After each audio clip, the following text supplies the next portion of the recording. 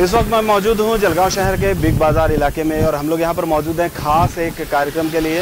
ये कार्यक्रम हिंदू जन जागृति समिति जो है उनके महाराष्ट्र प्रदेश के जो संगठक है सुनील जी घनवत, उनके साथ बातचीत करेंगे हम और देखेंगे कि जो आने वाली 19 तारीख को हिंदू जन जागृति समिति की जो सभा हो रही है वो सभा किस तरीके की होगी, उस सभा में क्या बात होगी, सभा के बारे में पूर्व नियोजन क्या है, हिंदू जन जागृति समिति आखिर चाहती क्या है, इस बारे में जानकारी देने के लिए हमारे साथ यहाँ बिग बाज़ार में मौजूद हैं उत्तर महाराष्ट्र के संगठक सुनील जी घनवत और उनसे बातचीत करेंगे। यहाँ पे हिंदू जन जागृति समिति के कार्यकर्ता भी मौजूद हैं, ये लोग यहाँ हैं मौजूद हैं।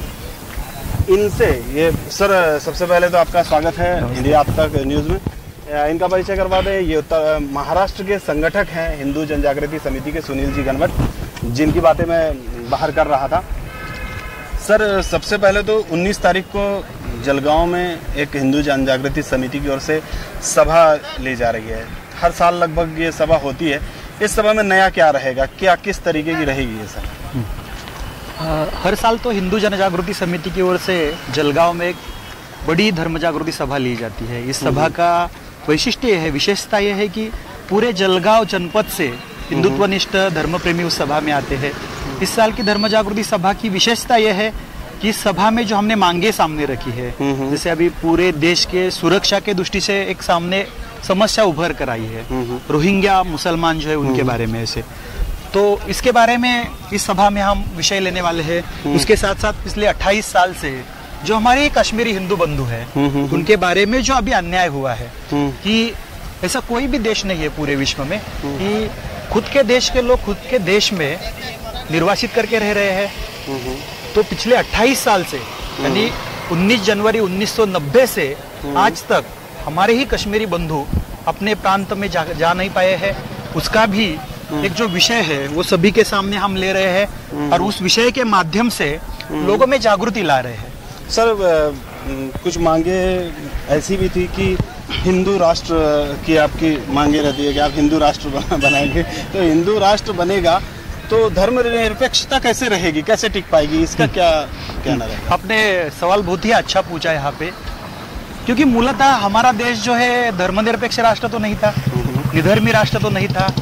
1976 में घटना जो है हमारा संविधान है उसमें जो बदलाव किए गए उसमें 42वीं दुरुस्ती जो है उसमें तत्कालीन जो पंतप्रधान थी इंदिरा गांधी जी, उन्होंने आनी बानी के काल में वो सब उसमें बदलाव किए और फिर हमारा देश जो है धर्मनिरपेक्ष हो गया।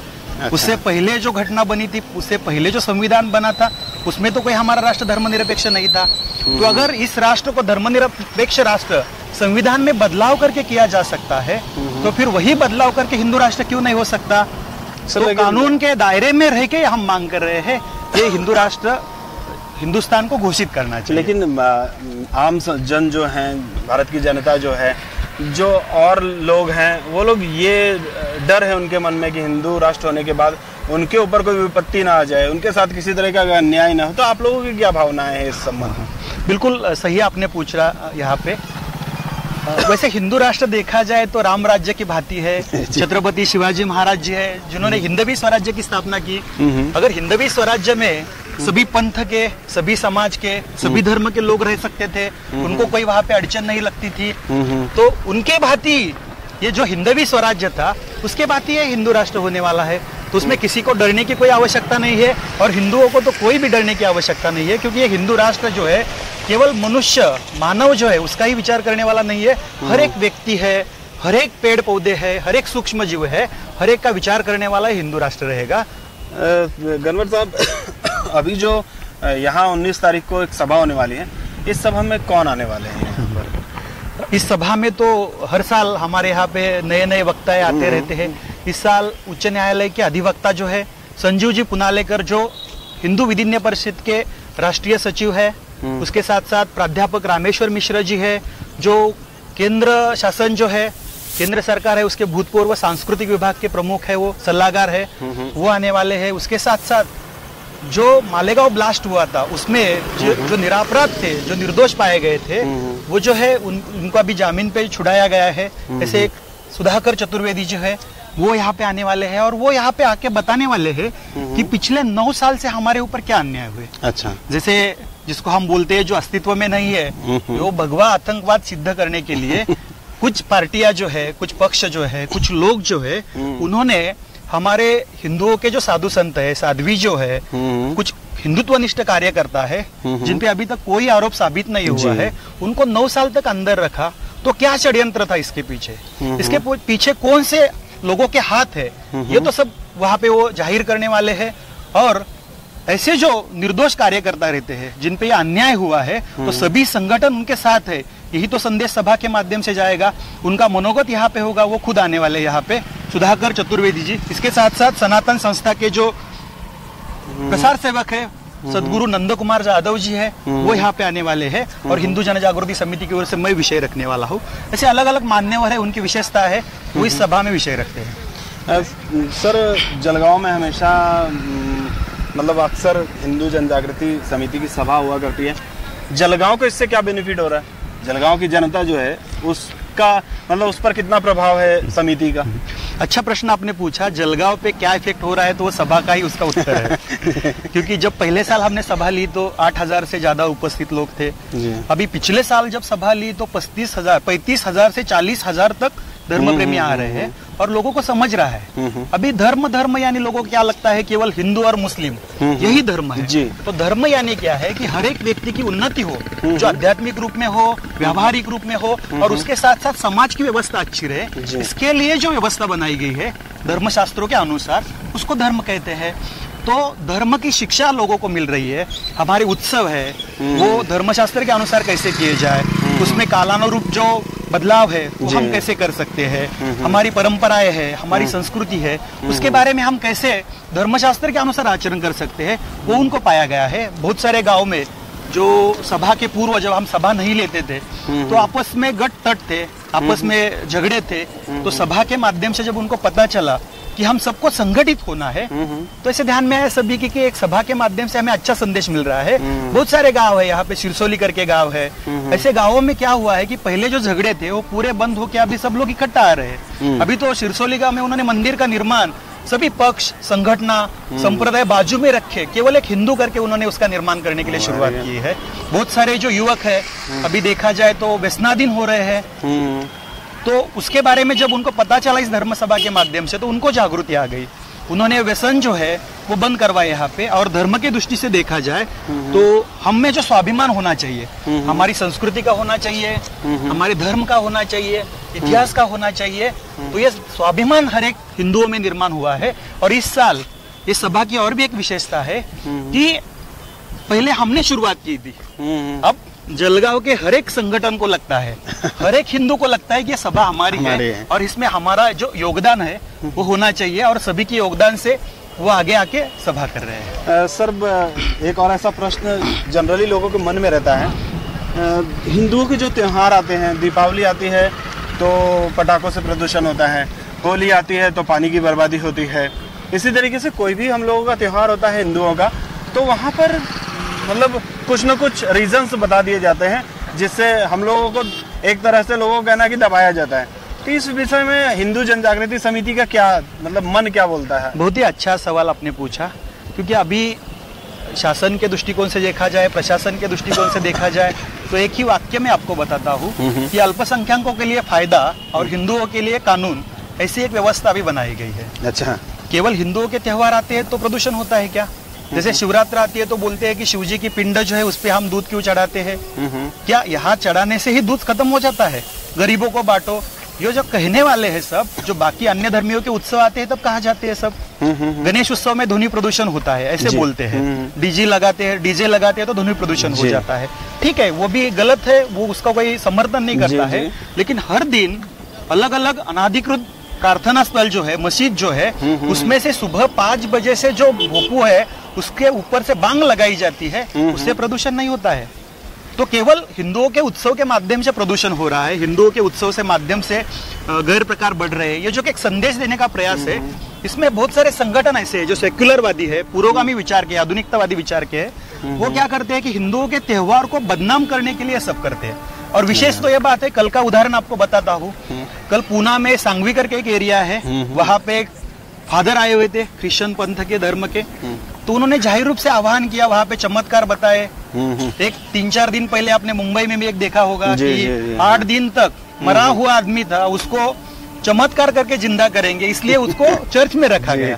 तो इसके बारे में कोई अंधश्रद्धा निर्मूलन समिति कार्य नहीं करते, कोई पुरोगामी आगे नहीं आते हैं।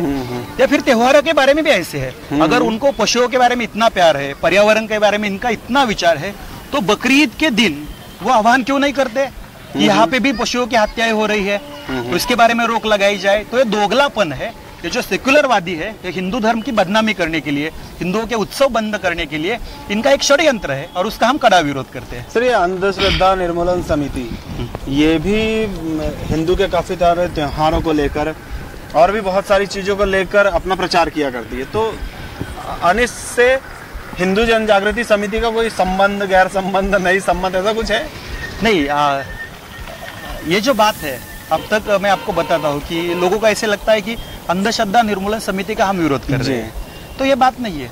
देखिए क्या है ना, अंधश्रद्धा निर्मूलन समिति का अगर बेस देखा जाए तो सातारा धर्मादाय आयुक्त कार्यालय है, उसमें मैंने खुद 17 से अधिक केसेस वहां पे दाखिल किए हैं कि अंधश्रद्धा निर्मूलन ट्रस्ट में जो भ्रष्टाचार पाया गया है, जो गैर कारोबार वहां पे पाया गया है। तो अब तक एक रूप क्या था सभी के सामने कि अंधश्रद्धा निर्मूलन समिति यानी समाज सेवा का कार्य कर रही है, अंधश्रद्धा निर्मूलन दूर करने का, अंधश्रद्धा का निर्मूलन करने का कार्य कर रही है, लेकिन अंधश्रद्धा के नाम पे वो श्रद्धा का ही निर्मूलन कर रही है। आपको जानकारी के लिए बताता हूँ कि 2011 और 2013 में जो हमारा स्टेट गवर्नमेंट है महाराष्ट्र का, उन्होंने एक गुप्त वार्ता विभाग जो इंटेलिजेंस ब्यूरो है, उन्होंने एक अहवाल प्रसिद्ध किया था जो न्यूज़पेपर में छपा हुआ है कि पूरे महाराष्ट्र भर में जो नक्सलाइट मूवमेंट से जुड़ी हुई संगठनाएं हैं उसमें अंधश्रद्धा निर्मूलन समिति का नाम था। खुद नरेंद्र दाभोलकर जी जब जिंदा थे तब उनका एक कार्यकर्ता नरेंद्र बंसोड़ करके गोंदिया जिले में था, तो उसको पकड़ा गया था। उनको छोड़ने के लिए उन्होंने आंदोलन किया, उनको मेरा कार्यकर्ता है वो बोले। तो सवाल ये खड़ा होता है कि अंधश्रद्धा निर्मूलन समिति खुद का जो रूप दिखाती है, लेकिन उनके संगठन में आज सातारा के जो आयुक्त है, धर्मादाय आयुक्त, उन्होंने वहां पे बताया हुआ है, वहां का एक रिपोर्ट आया हुआ है कि अभी स्पेशल ऑडिटर नेमने की आवश्यकता है, नियुक्त करने की आवश्यकता है, और केस अभी पूना के धर्मादाय आयुक्त कार्यालय में गया हुआ है। इसी अंधश्रद्धा निर्मूलन समिति को स्विसाइड फाउंडेशन से करोड़ों रुपए आए हुए हैं। तो स्विसाइड फाउंडेशन है जिन्होंने अपने नक्शे पे, वेबसाइट पे उन्होंने दिखाया हुआ है भारत का जो भाग है कश्मीर का, वो उन्होंने पाकिस्तान में दिखाया हुआ है। ऐसे संगठन से आप पैसे लेते हैं। तो केवल अंधश्रद्धा निर्मूलन समिति का विरोध करने के लिए विरोध नहीं कर रहे हैं, हमारी वैचारिक लड़ाई है, और अभी उनका पोल खोल हो रहा है, इसके लिए उनकी ये तड़प है, इनके बदनामी कैसे हम करें, इन पे आरोप हम कैसे करें। तो ये अंधश्रद्धा निर्मूलन समिति है, डॉक्टर दाभोलकर जी है, उन सभी का जो सच्चा रूप है, खरा रूप है, वो समाज के सामने लाने का और उनका बुर्खा फाड़ने का प्रयास हमने किया है। इसलिए उनकी ये जलन है अभी, इसलिए हिंदुत्ववादी संगठन हो, सनातन संस्था हो, इस पे आरोप कर रही है वो। सर, हिंदू जनजागृति समिति कश्मीर का जो मुद्दा है उसको भी अक्सर उठाया करती है। तो कश्मीर का मुद्दा तो काफी सालों से चलता आ रहा है, और अब काफी हद तक ऐसा कहते हैं कि भाजपा का राज्य आया है, आरएसएस का राज्य आया है, तो इन सब चीजों से हिंदू जनजागृति समिति भी जुड़ी हुई है। तो आप लोगों की डिमांड्स अब क्यों नहीं पूरी हो रही है? इतने दिन मोदी सरकार को आए हुए कम से कम 3 साल हो चुके हैं, अभी कुछ समय और बचा है उनके पास, तो ये क्या, किस तरीके से आप लोग रखेंगे उसको? एक तो सबसे महत्वपूर्ण बात आपने उठाई यहाँ पे कि कश्मीर का विषय। अभी कश्मीर के विषय में बोला जाए तो 19 जनवरी 1990 से लेके आज तक पिछले 28 साल से हमारे देश के कश्मीरी हिंदुओं के साथ ये जो बर्ताव किया जा रहा है, जो सर्व दल है उन्होंने इसके साथ जो बर्ताव किया है वो गलत है। यहाँ पे अभी सरकार हिंदुत्वनिष्ठ विचारों के आई है, उन्होंने विचार करना चाहिए, तो मांग हमारी भी है, लेकिन अभी असलियत में वहाँ की स्थिति क्या है?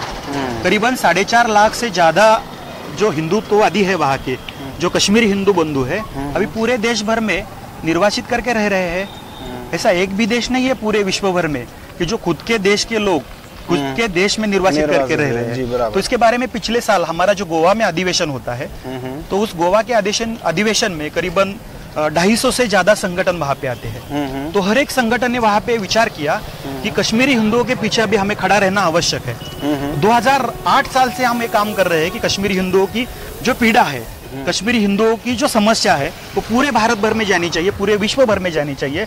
इसलिए उन्होंने बनाया हुआ जो प्रदर्शन है, जो फ्रांसुआ गोतिया करके है, वो उन्होंने बनाया हुआ प्रदर्शन है, एक फ्रेंच पत्रकार है, लेकिन उनको पीड़ा ध्यान में आई कश्मीर में क्या हो रहा है।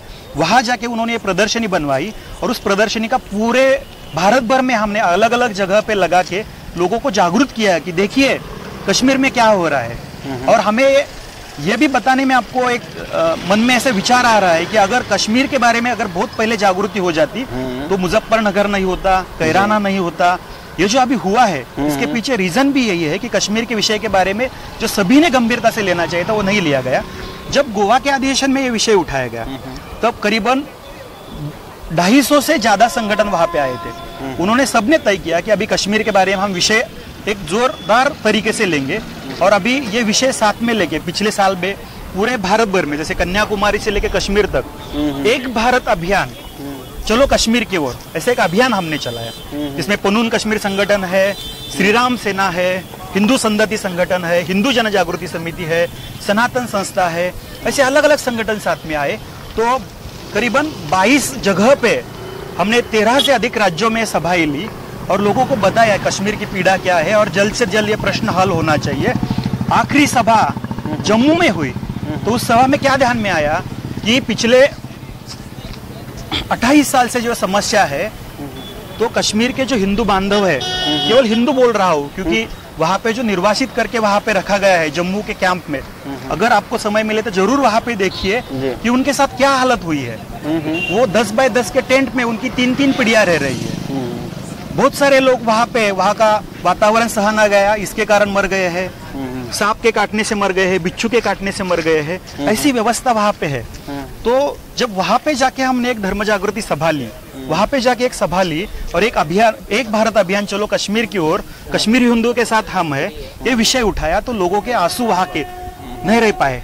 उन्होंने बोला कि हमें ये विश्वास नहीं था ये 28 साल के बाद भारत भर के पूरे संगठन हमारे साथ में आ सकते हैं और हमें सपोर्ट कर सकते हैं। अभी हमें विश्वास है कि हम जल्द से जल्द हमारे सभी भाई बंधु जो है पूरे देश भर में बिखरे हुए हैं तो कश्मीर में जल्द से जल्द आएंगे, क्योंकि हिंदुत्वनिष्ठ संगठन ने अब एक बड़ा दबावगढ़ तैयार किया हुआ है और हमारी मांग केवल राष्ट्रीय स्तर पे नहीं तो अंतर्राष्ट्रीय स्तर पे लेके कश्मीरी हिंदुओं को सपोर्ट करने का अभियान शुरू किया है और कृति के स्तर पे प्रयास भी शुरू किए। गनवर साहब, आपने काफी सारी हमारी चर्चा हुई, बहुत सारी बातें आपने बताई। जलगांव में जो अभी सभा होने वाली है उसके बारे में आप जलगांव के लोगों से, जो लोग हमें देख रहे हैं, उनसे आप क्या आह्वान करना चाहेंगे? जलगांव के लोगों को तो मैं ये आह्वान करूंगा, आप खुद जागरूक तो है। इस बार की सभा में जो हम अलग अलग विषय ले रहे हैं, जैसे ISIS के बारे में अगर देखा जाए तो ISIS की समस्या जो है पूरे हिंदुस्तान को इस्लामिक राष्ट्र करने की बात वो कर रहे हैं। रोहिंग्या मुसलमान जो है वो हमारे देश में आए हुए हैं। म्यांमार से लेकर जम्मू तक करीबन 4000 किलोमीटर का प्रवास करके वहां पे आए हैं। मुझे प्रश्न पूछना है, पूरे विश्व भर में 52 मुस्लिम कंट्रीज है, एक भी आगे नहीं आ रहा है, उनको बोल नहीं रहा है कि हमारे देश में आप रहिए, हमारे भाई है। फिर हिंदुस्तान ने क्या सभी को आओ जाओ घर तुम्हारा, कोई भी आइए कोई भी रहिए, ऐसे कैसे हो सकता है? तो इनको राष्ट्र के सुरक्षा के दृष्टि से यहाँ नहीं रहना चाहिए, उनको यहाँ से बाहर निकलना चाहिए। ये मांग इस सभा के माध्यम से रहेगी। आप सब हमारे साथ में है, हमें पता है कुछ मूवीज जो सिनेमा है वो आते हैं, चित्रपट आते हैं, उसके माध्यम से अभी रिसेंटली पद्मावती रिलीज होने वाला है। इस पद्मावती चित्रपट जो है, मूवी है, उसमें क्या दिखाया जाने वाला है, उसका एक ट्रेलर रिलीज हुआ है। हमारी रानी पद्मावती, जिन्होंने अलाउद्दीन खिलजी को उनके सामने आने के बाद उनको नाखून भी नजर ना आए, इस दृष्टि से विचार करके 8000 हिंदू स्त्रियों को लेके जोहार किया था, अग्नि प्रवेश किया था। तो ऐसी कोई हमारी हिंदू रानी, हिंदू वीरांगना किसी अलाउद्दीन खिलजी के साथ प्यार कर सकती है? तो फिर उनको उस दृष्टि से दिखाना, ये इतिहास के बारे में अवहेलना कर रहे हैं। और उसके साथ साथ हमारी कोई महारानी हो, हमारा कोई इतिहास हो, इस रानी के बारे में वो रास्ते पे आके घूमर करके नृत्य पे वो नाच रही है। क्या हमारी काशीबाई कभी नाचती नहीं थी? पेशवा बाजीराव में दिखाया गया था। या हमारी पद्मावती रानी भी कभी रास्ते पे आके नाची नहीं थी? उन्होंने हाथ में शमशेरी लेके धर्मांधों को मारा है। यह हमारा इतिहास है। तो ऐसी शूरता की बातें ना दिखाते हुए, शौर्य की बातें ना दिखाते हुए, उसमें उनको नाचते हुए दिखाया हुआ है कि इतिहास की अवहेलना है। तो इसका भी कड़ा विरोध करने वाले हैं। ऐसे अलग अलग विषय लेने वाले। लव जिहाद के माध्यम से हिंदू लड़कियों को फंसाया जा रहा है। करीबन 2.5 लाख से ज्यादा हिंदू लड़कियां इसमें फंसी हुई है। उनको उसके बाद में वैश्य व्यवसाय को लगाया जाता है। उसके बाद उनको जो आतंकवादी गतिविधि है उसमें लिया जाता है, फिर उनको अरब कंट्रीज में लेके बेचा जाता है। अभी हाईकोर्ट में, केरला हाईकोर्ट में और सर्वोच्च न्यायालय में भी ये बातें सामने आई हुई है। ये लव जिहाद करके अस्तित्व में है, उसका हम विरोध कर रहे हैं। और पूरे देश भर में जो धर्मांतरण हो रहा है, हिंदुओं का धर्मांतरण हो रहा है, उसका विरोध करके पूरे देश भर में समान नागरिक कायदा लागू हो, धर्मांतरण बंदी कायदा लागू हो, और उसके साथ साथ गोहत्या बंदी कायदा कानून जो है पूरे देश भर में लागू किया जाए। ये सब सभा की मांगे है। जलगांव करके सभी जो जलगांव के सभी हिंदुत्वनिष्ठ है, धर्म प्रेमी है, वो तो इस सभा में आने ही वाले हैं। 19 तारीख को शाम 5:30 बजे आप सबको उस सभा में आने का मैं आपको निमंत्रण देता हूं। और उसके साथ साथ ही हम सब मिलके संगठित होके जो राष्ट्र के खिलाफ गतिविधियां चल रही है, धर्म के खिलाफ गतिविधियां चल रही है, तो उसे हमें रोकना है और हमें सबको संगठित होके हिंदू राष्ट्र की स्थापना करना है। आप सब हमारे साथ में हैं, आपको आना ही है। उस दिन आप सभी आइए और इस हिंदू राष्ट्र के कार्य में आपका योगदान दीजिए। धन्यवाद न्यूज़ से बात करने के लिए। आशा है कि आपका ये जो प्रोग्राम है वो सफल होगा। हमारे साथ थे महाराष्ट्र के संगठक सुनील जी गणवत, और इन्होंने जानकारियाँ दी, काफ़ी सारी ऐसी जानकारियाँ दी जो हम लोगों के पास नहीं है। कुछ नई जानकारी में आपको मिली। जो सभा होने वाली है उसमें काफ़ी बड़ी संख्या में उपस्थिति रहेगी, ऐसा इनका ही मानना है। पुलिस प्रशासन है वो भी यही कह रहा है कि उस दिन काफ़ी सारी मतलब सुरक्षा व्यवस्था उनके पास बहुत सारी रहेगी। देखते हैं 19 तारीख को क्या होता है, सभा में क्या होता है, सभा किस तरीके से होगी, ये तो इन्होंने आपको बता ही दिया है। फिलहाल यहीं तक आनंद शर्मा के साथ फिर मिलेंगे इंडिया अब तक न्यूज़ के जरिए। धन्यवाद।